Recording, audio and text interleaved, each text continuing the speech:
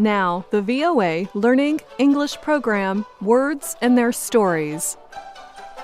When you learn a foreign language, it can be very difficult to know the best word to use in a situation. This show can help you learn how and when to use American expressions. Today, we will explore a seemingly simple word, book. Everyone knows what a book is. We read books to get information. We read books for stories.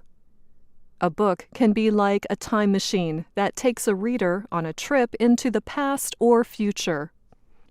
People who love to read and love books are called bookworms. Like the actual insects that feed on the pages and paste of books, bookworms eat up every word on the printed page. Even with the invention of electronic books, or e-books, book lovers are still called bookworms. Besides pages and paste, a book is made up of several parts. Let's begin with what we usually see first, the cover. In American English, we like to say, "Do not judge a book by its cover." This means you should not judge something or someone simply by how it looks on the outside. The cover of a book may look appealing, but that does not mean the inside is well written. This expression is usually used with people. Another part of a book is the page. If we say a book is a real page-turner, it means it is very well written and very suspenseful. You cannot wait to turn the page to find out what happens next. However, to turn the page means something different. This means to stop thinking or dealing with something unpleasant. A chapter is also part of a book. It can also mean a part of history or a person's life. Sometimes these two are used together, as in this example. It is time to turn the page on that dark chapter in history. This can also be used in a personal example. She needed to turn the page on the sad chapter in her life. Instead of turning the page or starting a new chapter, you can be on the same page with someone. To be on the same page means you agree about something. It is as if the two of you are reading from the same book and have stopped at the same place. When you do stop reading in a book, especially a borrowed book, you may want to think twice before dog-earing the page to mark your spot. To dog-ear the page of a book means to bend the top corner slightly, like a dog's ear, and this upsets many book lovers. So do not dog-ear someone else's book, and definitely do not tear a page out of it, except if you are using the idiom. Taking a page out of someone's book means to do something they would do. This can be used for people or for organizations. For example, some people feel the government should take a page out of the private sector's book and operate more efficiently.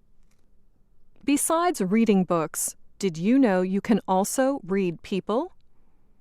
To read someone like a book means you are able to understand someone very clearly. It is easy to read someone like a book when they are an open book. A person who is an open book shares their thoughts and shows their feelings very easily. A closed book is the opposite. It describes something that is difficult to understand, or a person who does not share personal details. This expression can also mean something that has completely ended. For example, if you have a friend who went through a difficult divorce, you could say her marriage is a closed book, and one she does not want to read again. All this opening and closing of books makes me think of studying. Students facing a tough exam must hit the books. This sounds violent, but it simply means to study long and hard.